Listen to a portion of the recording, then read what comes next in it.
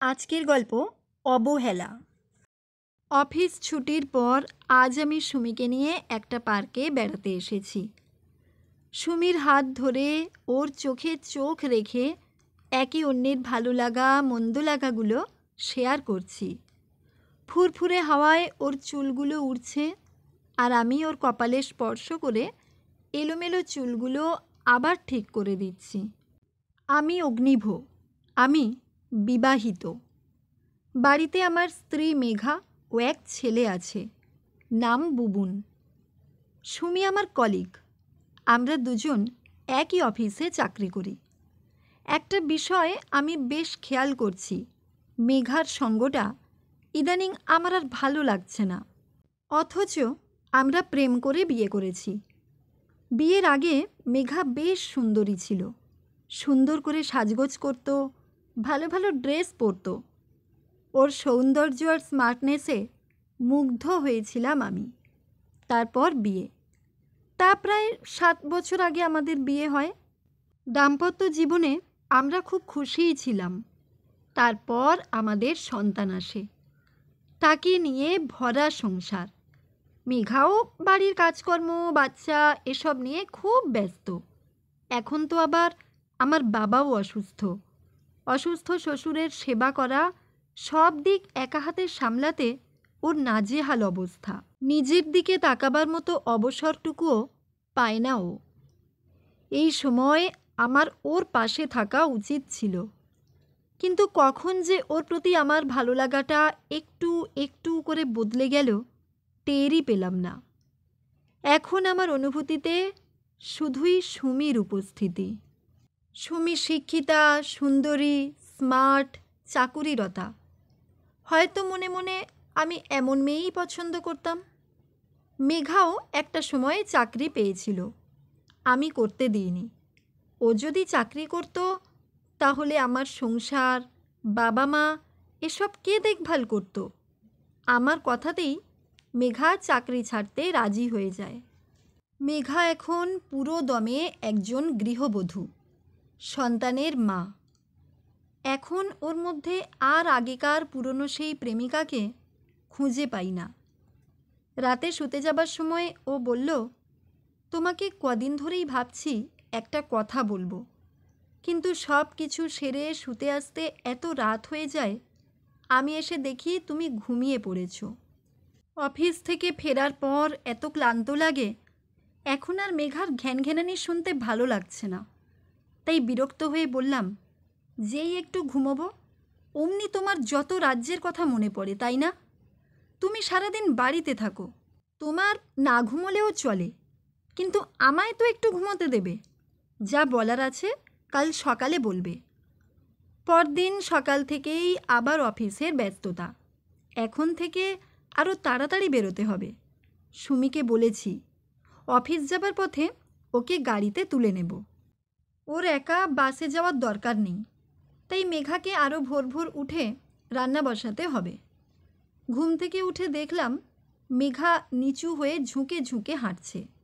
কাল রাতে ও ঠিক করে ঘুমোয়নি, সারা রাত ছটফট করেছে। ওর কি শরীর খারাপ? কাল রাতে ও কিছু একটা বলতে চেয়েছিল। থাক, এখন আর কিছু জিজ্ঞেস করব না। একটা কথা বললেই এখনই সাতকাহন শুরু করে দেবে। ওদিকে আবার সুমি ওয়েট করছে আমার জন্য। আজ প্রথম আমার গাড়িতে সুমি অফিস যাবে। এখন আর মেঘার কথা ভেবে মুড অফ করব না। অফিসে টিফিন টাইম। আমি আর সুমি আমার কেবিনে বসে লাঞ্চ করছি। হঠাৎ মেঘার ফোন। বিরক্ত হয়ে বললাম, যেই দেখেছো এখন টিফিন টাইম অমনি ফোন করতে হবে? শান্তিতে একটু খেতেও দেবে না? যা বলবে তাড়াতাড়ি বলো। ফোনের ওপারের গলাটা শুনে থমকে গেলাম। ফোনটা ওর বাবা করেছে। অগ্নিভ, মেঘা মাঝ বাজারে গিয়ে রাস্তায় অজ্ঞান হয়ে পড়ে গিয়েছিল। পাড়ারই কয়েকজন ওকে বাড়িতে দিয়ে গেছে, সঙ্গে বুবুনকেও। ডাক্তার দেখিয়েছি, ডাক্তার কিছু টেস্ট করতে দিয়েছে। ওগুলো হয়ে গেলে ও কটা দিন পরে যাবে। তোমায় জানিয়ে দিলাম। আমিও একটু ভদ্রতা করে বললাম, আপনি আছেন, আমি নিশ্চিন্ত। আপনি একটু ওদিকটা সামলে নিন। আসলে অফিসে একটু কাজের প্রেশার যাচ্ছে। কোনো দরকার হলে বলবেন আমায়। টাকা পয়সা যদি কিছু। ফোনটা কেটে দিল। যাক, একটু রিলিফ পাওয়া গেল। আজ বাড়ি ফিরে একটু শান্তিতে থাকতে পারবো।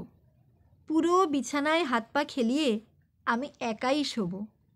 মেঘা যা রান্না করে রেখে গেছে তা দিয়ে বাবার কয়েকটা দিন চলে যাবে। আমি আর সুমি একসাথে ডিনার করে তারপর বাড়ি ফিরেছি। কয়েকটা দিন বেশ ভালোই কাটলো। মেঘা বাড়িতে না থাকার সুযোগে আমরা দুদিন বাইরে ঘুরে এলাম। এই কদিনে একবারও মেঘার খবরটাও নেওয়া হয়নি। আজ আর কিছু ভালো লাগছে না। হঠাৎই সুমির বিয়ের খবর পেলাম। ভেবেছিলাম ও এত তাড়াতাড়ি বিয়েতে রাজি হবে না। সুমি বলল, আমি বিয়ে করে বউ নিয়ে সংসার করছি, আর ও কি একা সন্ন্যাস ধর্ম পালন করবে? ও আজকাল আমায় এড়িয়ে চলছে। আগের মতো ও আর আমাকে সঙ্গ দেয় না। এতদিন পর আজ আমি মেঘাকে ভীষণ মিস করছি।